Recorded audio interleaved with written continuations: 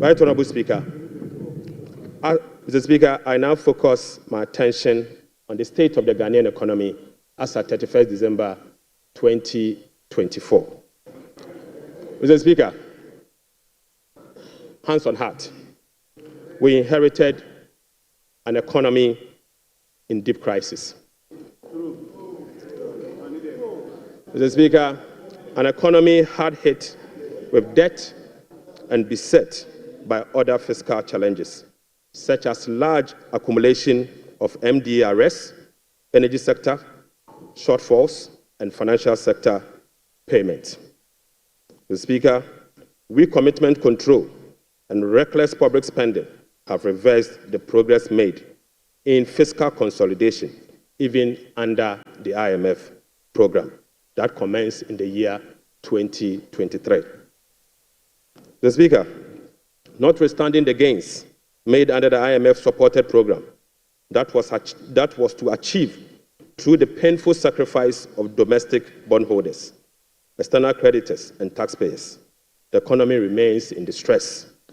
Right Honourable Speaker, key performance indicators to be assessed by the IMF staff in the upcoming fourth review of the program, scheduled for April 2025, such as the primary balance on commitment basis, inflation, social protection, and others, as at end 2024, are likely missed. Right Honourable Speaker, in addition, all structural benchmarks due by end December 2024 are also missed. So, Speaker, inflation worsened in the year 2024 from 23.2% in the year 2023 to 23.8% in 2024. So, Speaker, the 2024 end period inflation also exceeded the budget target of 15% by 8.8 percentage points and the IMF central target of 18% by 5.8 percentage points. Unfortunately, this has triggered a discussion with IMF under the monetary policy consultation clause. Right Honourable Speaker, the primary balance on commitment basis worsened from a deficit of 0.2% of GDP in the year 2023 to a deficit of 3.9% in the year 2024. Mr. Speaker, the primary balance on commitment basis target for 2024 was a surplus of 0.5% of GDP. Sadly, the previous government recorded a deficit of 3.9 percentage point of GDP. This presents a slippage of a whopping 4.4 percentage points. Right Honourable Speaker, at the end of December 2024, total central government arrears amounted to 67.5 billion Ghana cedis, representing 5.2% of GDP. The Speaker, with the road sector recording an arrears of 21 billion Ghana cedis.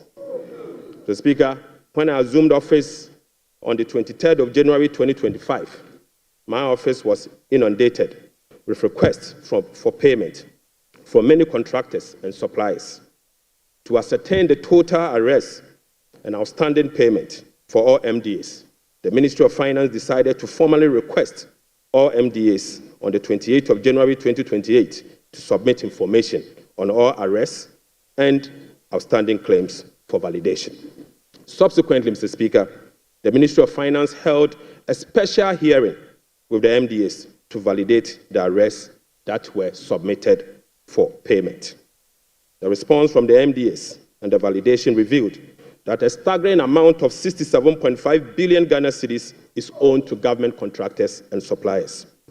Mr. Speaker, this consists of MDA's outstanding interim payment of invoices worth 49.2 billion and bank transfer advice at the Controller Accountant General worth 18.3 billion Ghana cedis.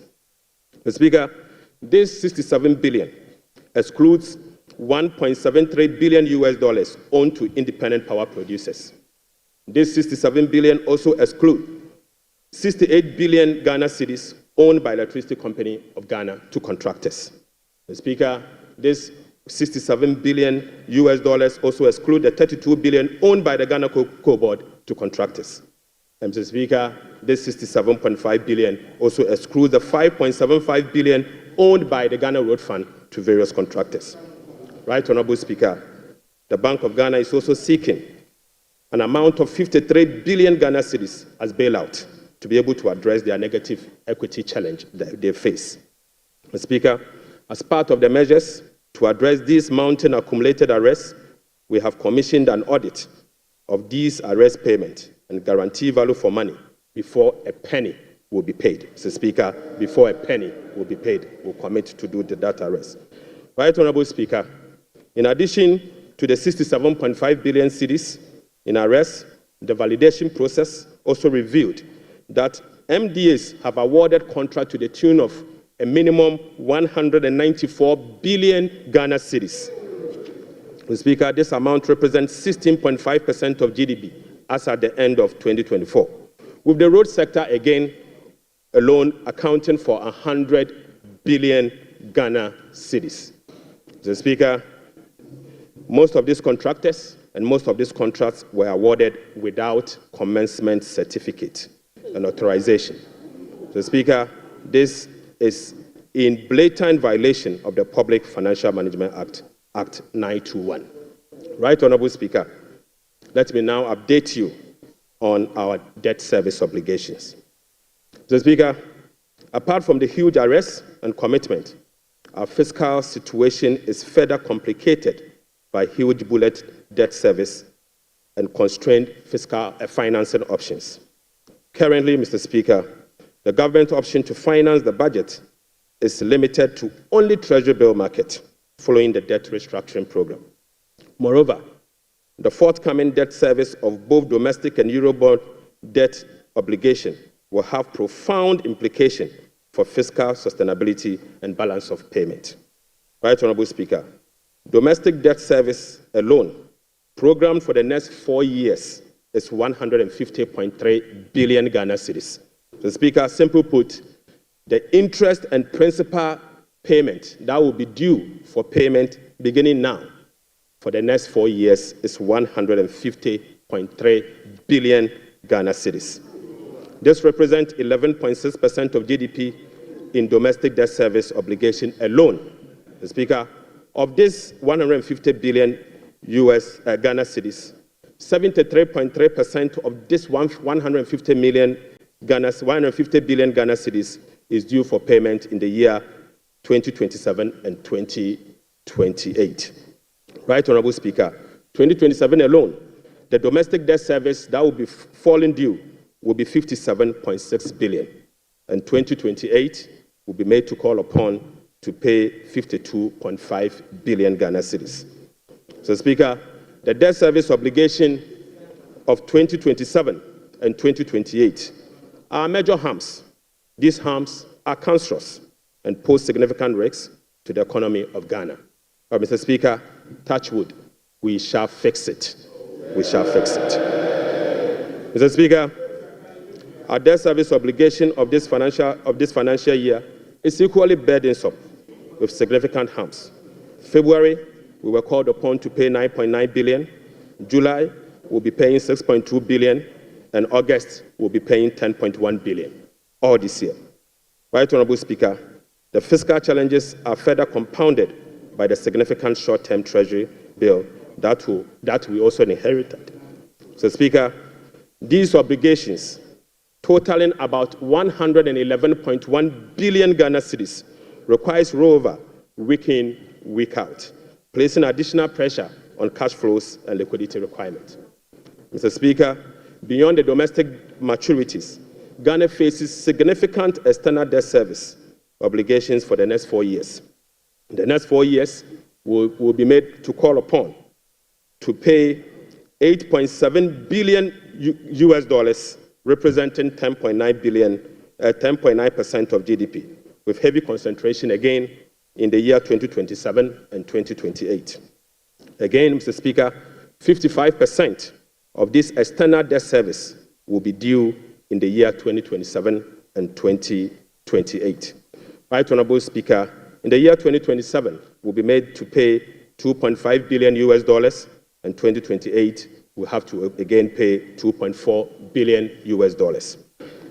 Right Honorable Speaker, it seems the debt restructuring undertaken by the previous administration was designed to make 2027 and 2028 debt repayment heavy, sadly. So, Speaker, I don't know how come we sat and allowed that design to happen. So, Speaker, that is cancerous.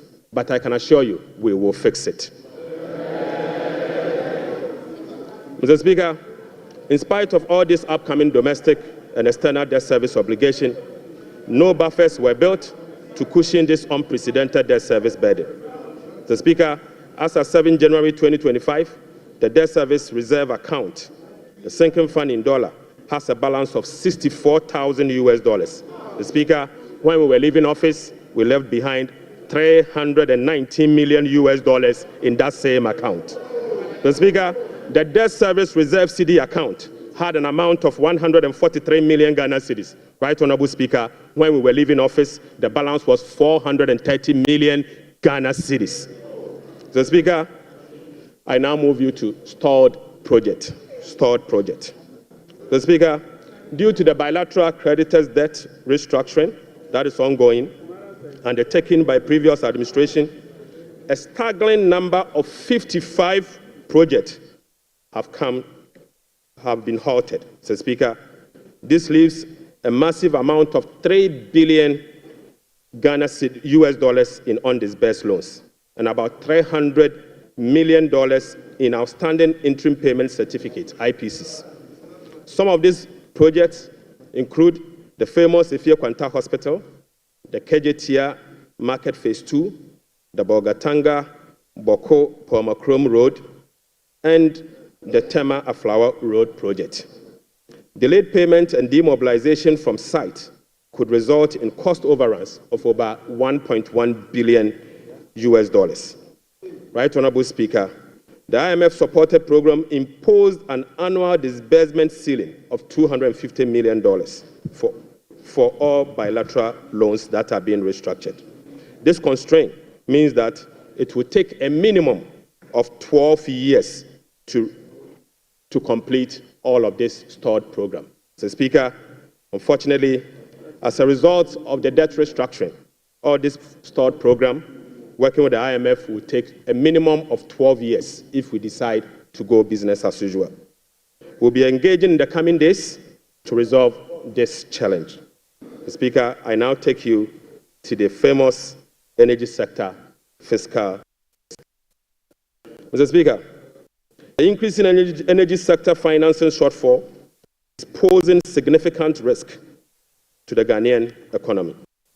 In the year 2024, the Ministry of Finance supported the energy sector with payment of about 20.8 billion Ghana cedis. These resources could have been used for job creation and other development programs, like roads, schools, and hospitals, if the sector inefficiencies were resolved.